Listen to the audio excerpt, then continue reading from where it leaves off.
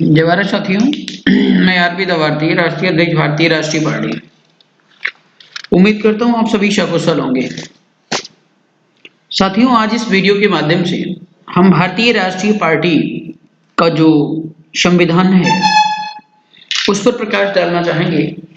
जैसा कि आप स्क्रीन में देख रहे हैं, भारतीय राष्ट्रीय पार्टी सर्वलोक हित से बढ़कर दूसरा कोई कार्य नहीं है। अर्थात भारतीय राष्ट्रीय पार्टी सभी लोगों के हित में काम करने के लिए दृढ़ संकल्पित है। क्योंकि मानना यह है कि भारतीय राष्ट्रीय पार्टी के बजाय अगर हम भारतीय संविधान की बात करते हैं तो भारतीय संविधान एक जो है धर्मनिरपेक्ष संविधान है। और अगर भारतीय संविधान को कोई भी व्यक्ति मानता है तो उस देश में रहने वाले किसी भी जाति बिरादरी वर्ग विशेष से किसी प्रकार की ना तो उससे घृणा होनी चाहिए और ना ही नफरत होनी चाहिए। हाँ, अच्छे और बुरे की अगर बात है तो इसमें भेद होना चाहिए, और जो हमारा संविधान भी करता है। सेम उसी भारतीय संविधान को आत्मसात करते हुए भारतीय राष्ट्रीय पार्टी का संविधान बनाया गया है। और ये भारतीय राष्ट्रीय पार्टी का जो संविधान है पूर्णतया भारतीय संविधान को आत्मसात करता है। भारतीय संविधान जो है वो पूर्णतया सम्राट अशोका के शासनकाल की नीतियों को भी आत्मसात करता है। इसलिए कोटेशन पार्टी का, भारतीय राष्ट्रीय पार्टी का सर्वलोक हित से बढ़कर दूसरा कोई कार्य नहीं है। धारा नंबर 1 में आप देख रहे हैं पार्टी का नाम भारतीय राष्ट्रीय पार्टी है। धारा नंबर 2 में भारतीय राष्ट्रीय पार्टी का झंडा, जनरली आप सभी सोशल मीडिया के माध्यम से देख चुके होंगे कि भारतीय राष्ट्रीय पार्टी का झंडा क्या है। भारतीय राष्ट्रीय पार्टी का झंडा तिरंगा होगा। कौन सा तिरंगा? भारत राष्ट्र वाला तिरंगा नहीं, वो तो हमारे लिए बहुत ही गर्व की बात है। यहाँ पे तिरंगे में थोड़ा सा बदलाव किया गया है, जो 3 रंगों केसरिया, हरा और गेरुवे रंग से मिलकर बना होगा। केसरिया सबसे ऊपर है, बीच में हरा, सबसे नीचे गेरुआ रंग है। केसरिया रंग शौर्य, साहस, बलिदान का प्रतीक है।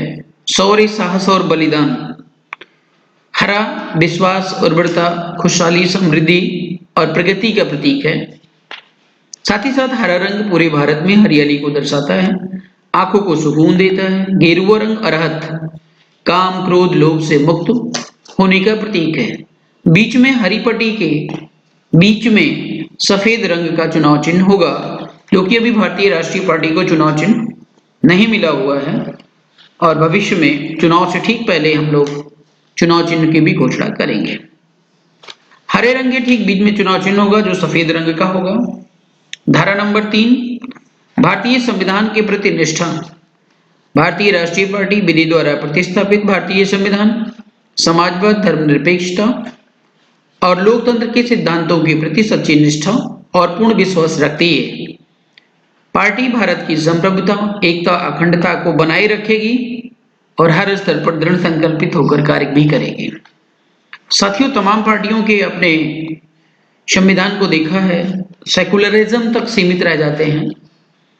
वर्ड एक यूज कर लेते हैं सेकुलरिज्म, बाकी वे किसी विशेष विचारधारा या जो मानवतापूर्ण विचारधारा उस पर कभी फोकस नहीं करते हैं और ना ही उस पर काम करते हैं। लेकिन भारतीय राष्ट्रीय पार्टी एक ऐसी पार्टी का गठन हुआ है जो लिखती है वही करती है। ये पार्टी का नीति और सिद्धांत है। कहने का मतलब जो जैसा है उसको वैसे ही देखना है और जो जैसे लिखा गया है उसको वैसे ही करना है। किसी भी प्रकार से आम जनमानस के बीच में भेदभाव क्रिएट करना या उनको गुमराह करना पार्टी का उद्देश्य नहीं है। भारतीय राष्ट्रीय पार्टी का उद्देश्य भारत के लोगों की भलाई और उन्नति है। शांतिमय और संवैधानिक उपायों से भारत में समाजवादी लोकतांत्रिक राज कायम करना है, जो संसदीय जनतंत्र पर आधारित हो, जिसमें अवसर और राजनीतिक, आर्थिक, सामाजिक अधिकारों की समानता हो। समानता का मतलब कि हर व्यक्ति के लिए बराबरी का अधिकार हो, जिसका लक्ष्य विश्व शांति और विश्व बंधुत्व हो। विश्व गुरु तथागत, बात को समझिएगा, पूरा भारत देश आज तथागत गौतम बुद्ध से प्रेरित होता है पूरा भारत ही नहीं पूरा विश्व की बात करें, जो तथागत बुद्ध की विचारधारा पर ही काम करता है या उनकी विचारधारा पर ही वो अपने आप को उन्नतिशील बनाता है, ऐसे ही तथागत बुद्ध को कोटि कोटि नमन करते हुए हम गर्व महसूस करते हैं कि ऐसे विश्व गुरु, ऐसे मार्गदर्शक हमारे राष्ट्र भारत राष्ट्र से संबंधित हैं। हमारे भारत राष्ट्र में उनका जन्म हुआ, ये हमारे लिए फक्र की बात है। अखंड भारत के निर्माता चक्रवर्ती सम्राट चंद्रगुप्त मौर्य, उन्होंने पूरे खंड खंड भारत को अखंड बनाया है। अतुलनीय शासक एवं प्रियदर्शी सम्राट अशोक महान, ज्योतिराव फुले, सावित्रीबाई फुले, ईवी रामास्वामी नायकर, बिरसा मुंडा, पेरियार ललई सिंह यादव, बाबा साहब भीमराव अम्बेडकर, महात्मा गांधी, सरदार वल्लभ भाई पटेल, डॉक्टर राम मनोहर लोहिया, सरदार भगत सिंह, मंगल पांडे, सुभाष चंद्र बोस, चंद्रशेखर आजाद आदि क्रांतिकारी के आदर्शों से प्रेरणा लेकर भारतीय राष्ट्रीय पार्टी लोकतंत्र, धर्मनिरपेक्षता, सत्य, न्याय और अहिंसा में पूर्ण विश्वास करती है। साथियों, यहाँ पर हम प्रकाश डालना चाहेंगे, जितने भी लोगों का नाम हमने अभी लिया है, वास्तव में इन सभी ने मानवता के नाम पर काम किया है। जगह जगह मतभेद पैदा हो जाता है महात्मा गांधी को लेकर के और तमाम अन्य लोगों को लेकर के कि इन्होंने ऐसा नहीं ऐसा काम किया था। खैर, हमें गड़े मुर्दे उखाड़ने से कोई मतलब नहीं है। हमें मानव हित में काम करना है, सर्वलोक हित में काम करना है। और महात्मा गांधी ने सत्य, न्याय और अहिंसा की बात करी है। अब कहाँ तक वो कारगर रही है इस पर हम नहीं जाना चाहते हैं, लेकिन हम इतना जरूर कहेंगे कि वो बुद्ध के मार्ग का ही अनुसरण कर रहे थे, लेकिन उन्होंने बुद्ध का नाम नहीं लिया कि वे बुद्ध के शिष्य के रूप में हैं, बिना नाम लिए। जैसे एकलव्य ने जो है द्रोणाचार्य से ज्ञान लिए बिना ही द्रोणाचार्य के शिष्य रहे हैं, ठीक वैसा ही समझिए कि इन्होंने भगवान बुद्ध से ज्ञान लेने के बाद सत्य, न्याय और अहिंसा की बात की, लेकिन उनका नाम इन्होंने जग जाहिर नहीं किया। ये बहुत दुर्भाग्य की बात है। खैर, हमें इन सब चीजों में नहीं पड़ना है। हमें सर्वलोक हित में काम करते हुए भारत देश को एक नई दिशा देनी है। पार्टी सम्राट अशोक महान की अतुलनीय शासन व्यवस्था को पूर्णतः आत्मसात करती है। मानव ही नहीं, उन्होंने अपने शासनकाल में पशुओं और पक्षियों के लिए भी समुचित व्यवस्था की थी। मीन्स सम्राट अशोक का शासनकाल एक ऐसा शासनकाल था जिसमें हर व्यक्ति, हर जीव, हर प्राणी सुखी और संपन्न हुआ करता था, जो आज भारतीय संविधान में भी पूर्णतः समाहित है। जनता अपने घरों में ताले नहीं लगाती थी। उस समय जीडीपी 30 से 40% थी। उनके आदर्शों सर्वलोक हित से बढ़कर दूसरा कोई कार्य नहीं है, पर पूर्णतः विश्वास करती है। पार्टी सत्य, न्याय और अहिंसा के मार्ग का अनुसरण करते हुए भारत में उसी स्वर्णिम युग का आगाज करना चाहती है जो उस समय सम्राट अशोक के शासनकाल में था, और ये पूर्णतः संभव है। बस इसके लिए आपका साथ, सहयोग और विश्वास प्रार्थनीय है। और कोई बाधा और कोई समस्या हमें रोक नहीं सकती है। अगर आप हमारा साथ खुल करके, मीन्स पार्टी के साथ लग करके भारत देश को स्वर्णिम बनाने में अपना सब कुछ न्यौछावर करते हैं। तो फोर्थ पॉइंट की बात करूं तो भारतीय राष्ट्रीय पार्टी का विश्वास ऐसी शासन व्यवस्था पर है जिसमें हर भारतीय नागरिक को उसका सम्मान और अधिकार दे सके, हर तबके को न्याय मिल सके। भारत देश में अंदर न्याय अभी मिलना बंद हो गया है क्योंकि सुप्रीम कोर्ट, हाई कोर्ट सब काम करना बंद कर दिए हैं। महिलाओं और बच्चियों को पूर्ण सुरक्षा प्रदान की जा सके। भारत देश के अंदर महिलाएं और बच्चे सुरक्षित नहीं हैं, उनको इतना मजबूत बनाया जा सके कि कोई भी अपराध करने की हिम्मत ना जुटा सके। मेन सम्राट अशोका के शासनकाल में ऐसा ही था। कोई भी व्यभिचार में नहीं लिप्त होता था, कोई किसी को अनावश्यक परेशान नहीं करता था, मारता पीटता नहीं था, क्योंकि शासन व्यवस्था इतनी तगड़ी थी कि जहां पर कोई अन्याय करता था उसका इलाज ऑन द स्पॉट होता था। और सम्राट अशोक के बारे में तो आप जानते हैं कि वो कहीं पर भी किसी भी स्थिति में रहा करते थे, लेकिन आपकी समस्या को सुनने के लिए वो तत्पर रहा करते थे।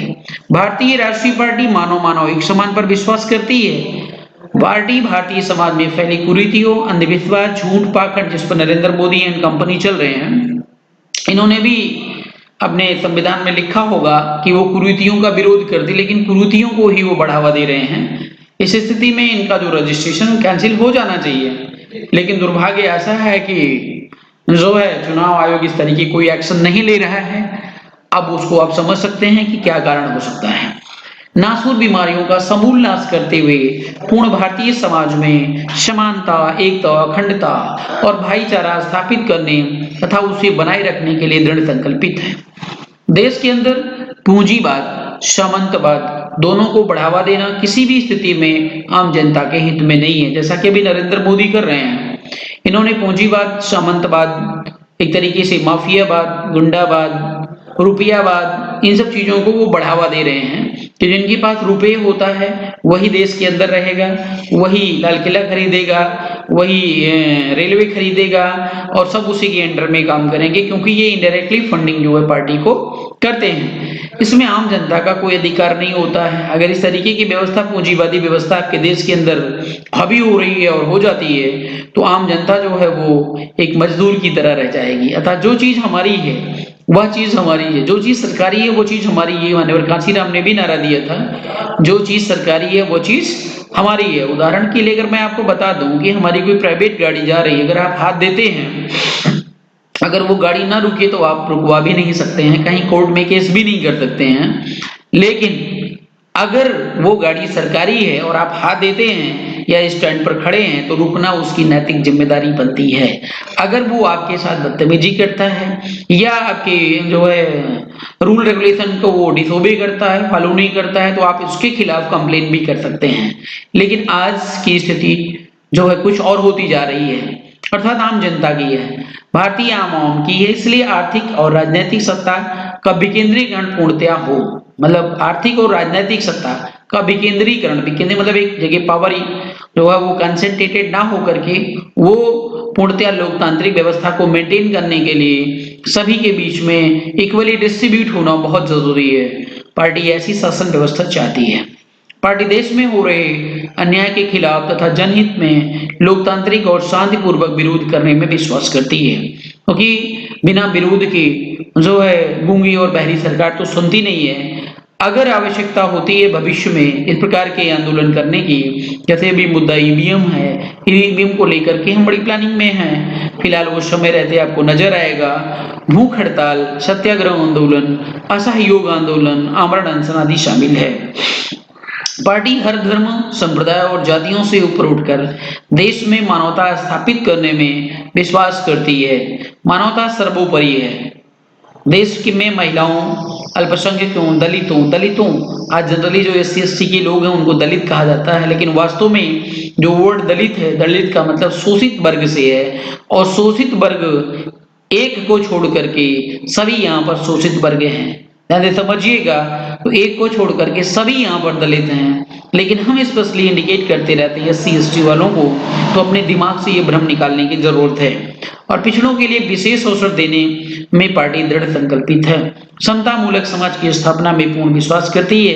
यहाँ पे रिजर्वेशन की बात आती है, तो मैं आपको बता दूं, रिजर्वेशन उनके लिए जरूरी है जो जरूरतमंद है। रिजर्वेशन उनका जन्म सिद्ध अधिकार है। उदाहरण के लिए जैसे एक बेटी है, एक छोटा सा बेटा है, अगर वो 10 साल का है, 5 साल का है, तो उसकी तुलना उसके पिता से, उसकी तुलना उसकी माँ से नहीं की जा सकती है, तो वो रिजर्वेशन का पात्र है। उदाहरण के लिए अगर वो कहीं पर ऊंचे पर्वत पर चढ़ रहे हैं सभी लोग, या मान लो कभी कभी लोग वहां वैष्णो देवी तमाम और मंदिरों के दर्शन करने जाते हैं जो पहाड़ों पर बसे हुए हैं, तो अपनी बेटी और बेटियों को लेकर के अगर आप जा रहे हैं और चलते चलते जब वो थक जाते हैं तो उन्हें गोद में भी उठाना पड़ता है, उन्हें दुलारना भी पड़ता है, उन्हें प्यार भी देना पड़ता है, और थोड़ा बहुत समझाते बुझाते हुए उनको आगे भी ले जाना पड़ता है। कहने का मतलब है that is the point of reservation. कहने का मतलब मेरा ये है कि जो लोग कमजोर वर्ग के हैं, जो लोग अभी अपने आप में सक्षम नहीं हो पाए हैं, उनके लिए रिजर्वेशन बहुत जरूरी है। और वो रिजर्वेशन तब तक होना जरूरी है जब तक वे अपने आप को मजबूत नहीं कर लेते हैं, और उनको मजबूत करने के लिए सरकार को बड़े ही ऑनेस्टी से नीतिगत प्लानिंग के तहत उनके सर्वांगीण विकास के पर काम करने की जरूरत है। लेकिन ऐसा होता नहीं है साथियों। भारतीय राष्ट्रीय पार्टी भारत की संप्रभुता, एकता और अखंडता को अक्षुण्ण रखने एवं बनाए रखने के लिए प्रतिबद्ध है।